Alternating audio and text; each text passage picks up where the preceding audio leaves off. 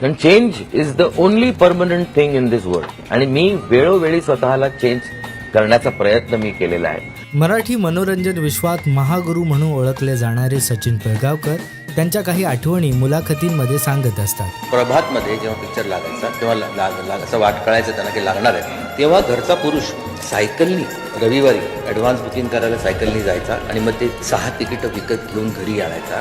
अगदी बालवयातच त्यांनी सिनेमासृष्टीत काम करायला सुरुवात केली. दादा तुम्ही रडता? मला मारलं म्हणून रडता? अभिनेता, दिग्दर्शक, निर्माते, गायक, डान्सर म्हणून ओळखले जाणारे सचिन पिळगावकर यांनी हिंदी, मराठीतील अनेक सिनेमांमध्ये मोलाची भूमिका साकारली. त्यांनी नदिया के पार, बालिका वधू, पारद, बचपन, ब्रह्मचारी, सत्ते पे सत्ता यासारख्या बॉलिवूड सिनेमांमध्ये झळकले. देखो हम सब तुमसे माफी मांगने आए हैं भाभी. अगर हमारी किसी बात से तुम्हारे दिल को चोट पहुंची है भाभी, तो तुम हमको मारो भाभी, तुम हमको बहुत मारो भाभी, तुम मार मार के हमारी चमड़ी उतार दो भाभी, लेकिन हमें छोड़ के मत जाओ भाभी. तर अशी ही बनवाबनवी, नवरा माझा नवसाचा, जगी सर्व सुखी असा कोण आहे, यासारख्या अनेक मराठी सिनेमांमध्ये त्यांनी काम केलंय. सध्या त्यांच्या अनुभवांचे किस्से सोशल मीडियावर चांगलेच व्हायरल होत असतात. तुम्ही कधी मीपणा मिरवला नाही, हे सगळं कुठून आलं? हे श्रेय कशाचं? स्वभाव. तर त्यांनी सांगितलेल्या त्यांच्या अनुभवांमुळे अनेकदा त्यांना ट्रोलिंगचाही सामना करावा लागतो. कारण माझ्या मागे तो अनुभव होता जो आमच्याच्या मागे नव्हता. सचिन पिळगावकर यांना मराठी आणि हिंदी इंडस्ट्रीमध्ये मल्टी टॅलेंटेड एंटरटेनर म्हणून ओळखलं जातं. बालकलाकार, अभिनेता, दिग्दर्शक असा पूर्ण प्रवास करणारे कलाकार फारच कमी असतात.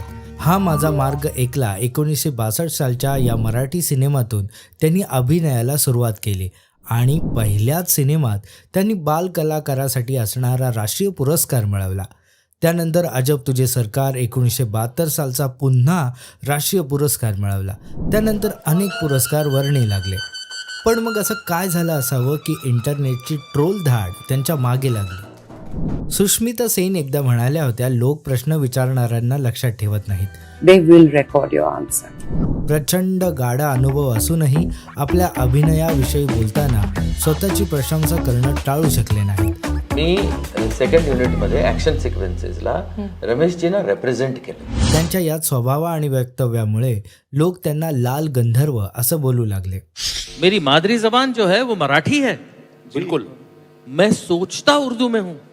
क्या बात है. मुझे अगर रात को 3 बजे भी अगर मेरी बीवी या कोई उठा देता है तो तुम उर्दू में जागते तो मैं उर्दू में जागता हूँ. और सिर्फ उर्दू में जागता नहीं, मैं उर्दू के साथ सोता भी हूँ. उर्दू एक ऐसी सौत है जो मेरी बीवी को पसंद है. त्यांनी केलेल्या कार्याचा संबंध महाराष्ट्राला अभिमान आहे आणि कायम असेल. 90च्या पिढीच्या बालपणाच्या आठवणींना त्यांनी व्यापलं आहे, हे निर्विवाद सत्य आहे. कारण कितीही वेगवेगळं असली तरी मराठी हिंदी सिनेमासृष्टीतील त्यांच्या कार्याला वगळता येणार नाही. इतक्या मोठ्या लेजंडला आपण शिकवणं म्हणजे सूर्याला दिवा दाखवण्यासारखं होईल. तरीही व्यक्त होण्यासाठी कमेंट बॉक्स खुला आहे.